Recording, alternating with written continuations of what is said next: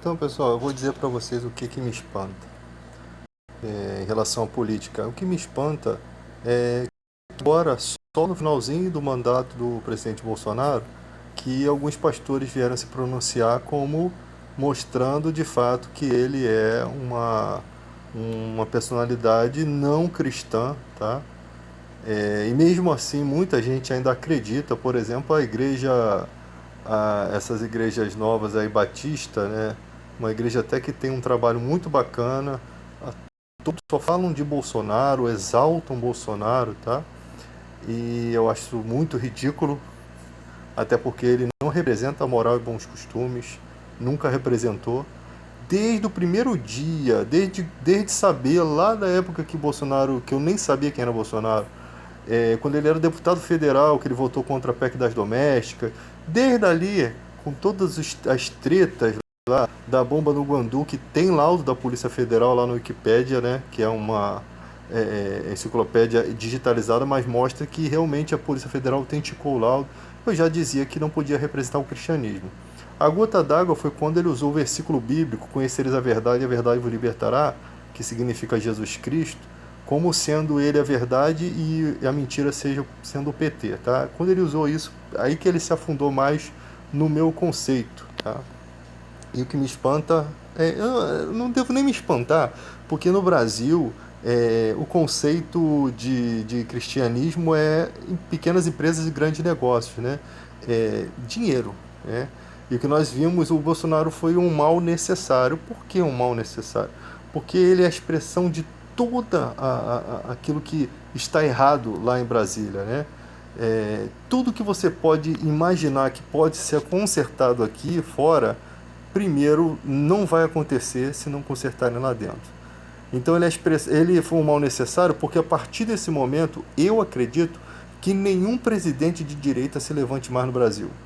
Foi a gota d'água. Parece que Deus levantou o Bolsonaro para exatamente mostrar a face vergonhosa da política. Né? Primeiro mostrou o filme Tropa de Elite, que foi o que deu um empurrão em tudo isso. É um filme que tinha sido proibido de ser passado, mas foi passado na força, mostrou a situação do Brasil, trouxe realidade para os nossos entendimentos, né? E depois veio logo a questão do Bolsonaro. Tipo assim, se o Bolsonaro fosse um cara como o Collor, reservado, ainda que não valesse nada, mas reservado, sabendo falar, teria mais gente ainda admirando ele. Seria mais difícil de conquistar. Porque com toda a ignorância que ele comete, até mesmo com os seus seguidores, ele consegue ainda ter muita popularidade. Não tanto como tinha no início, mas ainda consegue ter. Porque imagina, cara, se o Brasil estivesse dando certo, tudo a economia indo corretamente, tudo direitinho, não tivesse as pessoas passando fome, ainda assim eu seria contra o Bolsonaro. Mas eu saberia dizer, cara, o cara não. Eu não gosto dele, não vale nada, mas ele conseguiu fazer um bom trabalho. Eu poderia dizer isso tranquilamente. Eu não ia inventar nenhuma mentira sobre ele. Eu iria falar, ele foi um bom presidente no que diz respeito a isso aqui, mas o que diz respeito a cristianismo, ele representou muito mal, tá? Então, gente, essa é a minha opinião sincera. Mas algumas pessoas não conseguem ter sinceridade, tá? As pessoas, elas não querem dar o braço a torcer, elas não querem admitir que estão erradas. Algumas ainda mantêm, ainda acreditam que estão certas do seu voto. O voto é uma coisa livre, vota quem quer, as consequências são para todos, tá? Isso é democracia, isso é importante. Querem aquela pessoa no poder? Está aí, vão colocar, a maioria vão colocar no poder aquelas pessoas. O direito ao voto é de todo mundo, né? Então, se a gente quer mudar alguma coisa, não adianta tentar destruir as pessoas, brigar e tal, mas destruir os argumentos. E nós vimos que no Brasil acontece uma coisa interessante, que você destrói os argumentos e mesmo assim continua tendo aquela pessoa. Engraçado, eu não sou petista, mas eu sou cirista, né? Eu votaria no Ciro para presidente. Mas a segunda opção entre Bolsonaro, Ciro e Lula, com certeza seria o Lula. Ah, mas você vai votar num ladrão? Cara, mas eu não posso votar em outra pessoa, porque eu não tenho. Eu não tenho uma outra oportunidade. Depois do Ciro, não tem mais ninguém, no meu ponto de vista. Mas, pelo menos, aí que você vê, ó, o Lula é ladrão, mas ele fez uma boa gestão, ele fez coisas boas, tá? E o Bolsonaro, eu não consigo enxergar coisas boas nesse ministério. Pessoas passando fome, inflação, culpa-se muito a pandemia. Tudo bem que houve a pandemia, mas eu não vejo esforço. O cara, quando era para dar R$ 600, ele queria dar 200. A oposição conseguiu os 400, tá? A oposição. Eu não estou falando aqui que esses partidos aí, PSOL, estão certos em certas coisas. Não estou falando. Do PSOL, os caras que eu admiro é o Freixo, o professor Tarcísio, tá? Do outro, do Rede, é o Randolph, que é um cara muito corajoso, eu admiro. O Molon também, a Marina também é admirável, tá? Só que eu não consegui até hoje entender a Marina, eu não consigo entender. O Flávio Dino, tá? A Simone Tebet é uma pessoa muito assim inteligente, mas ela está num partido em que eu desconfio, sabe? Ela parece uma apresentação bonita de um partido sujo. O MDB é o partido da época, o MDB, né? É o partido daquela época da ditadura, tá? Quando só haviam dois partidos sujeitos ao militarismo. Então eu não confio nesses caras, porque esses caras sempre estiveram no poder e no Brasil nunca foi para frente, tá? Se você fala assim, o PT teve tantos anos no poder, ele esteve no poder, mas ele não teve maioria não, gente. Teve muito PSDB, tem muita gente centrão, tem muita gente ali que não deixa o Brasil para frente, e são esses grandes partidos, tá? Por quê? Porque são partidos sujeitos ao empresariado. O que o Bolsonaro fez aqui de pior foi enfraquecer a força sindical. Quando você tem ladrões em sindicatos, você não acaba com o sindicato, você acaba com os ladrões. Porque senão a gente tinha que acabar com a política também. Não, a gente tem que acabar com os ladrões da política, a política tem que permanecer. Os sindicatos perderam força, né? Por quê? Porque, olha só, quem luta pelo sindicato são os seus sindicalizados, são as pessoas. Hoje em dia, um sindicato, olha como é que coisa terrível. Se você tem um sindicato onde o voto deles só pode votar na presença do sindicato, quem é sindicalizado é um sindicato fraco.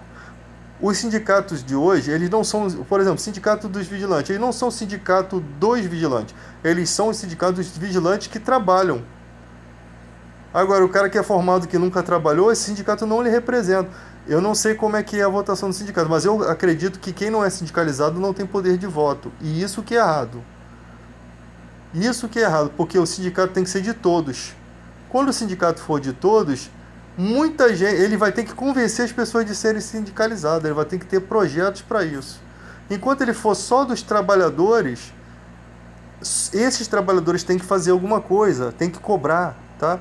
Mas se a cobrança for entre os desempregados, seria maior, uma cobrança muito maior, tá? E melhorias de sindicato, poder de voto. Então o sindicato tem que representar toda a categoria e não só uma parte, tá bom? Então não se enfraquece sindicato. Se muda direções, se muda comissões eleitorais, se estiver agindo errado, se muda os cargos que você tem abaixo do presidente, direção, suplente, diretores suplentes, você muda isso, tá? Então, se um sindicato não me representa, para que eu vou me sindicalizar? E se eu não me sindicalizo, eu não tenho poder de voto. Então, fica naquela mesma situação. Ninguém quer deixar um desconto de 50 e poucos reais por mês no sindicato simplesmente para ter poder de voto. Daí já começa o seu egoísmo. Você não está disposto a lutar pela sua categoria. Então, é complicado. Muitos pastores agora só que vêm falar sobre a questão das atitudes do Bolsonaro, agora que tudo passou todas essas situações, que não tem às vezes mais nada para oferecer, né? O governo não tem nada mais para oferecer. E tem muitos artistas aí, cantores, que apoiam muito isso porque são influenciadores e de alguma forma ganham, né? Não tem empecilhos nos seus projetos. Esses caras só querem dinheiro e mulheres, e carros, e mansões. Eles não são pessoas que estão preocupados com o pobre, não. Tá? Se ele puder pagar menos pro jardineiro da casa dele, vai pagar menos. Se o salário mínimo fosse R$ 50, ele pode ter condição de pagar 200. Não, eu vou pagar o que eu acho justo, vai pagar 50. Tá? E tem, por outro lado, tem aquele que pode pagar muito bem os seus funcionários, mas ser, diante da população mundial, é um canalha. Tipo assim, não pensa no pobre, não pensa no seu próprio público, tá? Diferente de muitos cantores. Tem cantores que, se o público disser que o político é honesto e o cantor fala não, o político é sujo, ele rompe com todos os seus admiradores pela verdade. E se os seus admiradores estão apoiando uma verdade, ele apoia junto com os seus admiradores. Então, isso são pessoas de conceito, pessoas de ética, tá? Capazes de romper com tudo pelo direito de todos e capazes também de se ajuntar com todos pelo direito de muitos. Então, é essa a questão. Integridade, preocupação com o semelhante, preocupação com quem tem fome. Pelo que eu vejo no Brasil, o egoísmo impera. O brasileiro, muitas vezes, muitos brasileiros que são um pouco... Isso é as classes maiores, né? As classes que são mais abastadas. Igual o cara falou outro dia, que foi uma coisa mais medíocre, que deveria esse vídeo ser martelado. Aí, a gasolina tá aí, R$ 10, para mim pode chegar a R$ 15, eu tenho dinheiro para pagar. Olha aqui a rua, tranquilinha para me passar. Tomara que chegue 15, que eu não vou ver nem a cara desses motoboys. Isso mostra a cara da classe, de muita gente da classe média alta. É esse o problema. Os pobres que o cercam atrapalham a sua vida. Essa é a mensagem que você vê todos os dias. É o patrão que não quer assinar a carteira, não quer pagar os direitos. Aí tu vai ver a vida desses caras, vive dando cambalhota, dando calote nos outros. Sabe? Vive dando volta nos outros. O importante é ele crescer, ele ter as coisas. E tem gente que se orgulha de ter muito. E como conquistou? Conquistou honestamente? Tem uns que o papaizinho e a mamãezinha deram. E tem outros que não conquistaram honestamente e ficam se orgulhando das coisas que têm. Não são honestos, não estão fazendo tudo por baixo dos panos.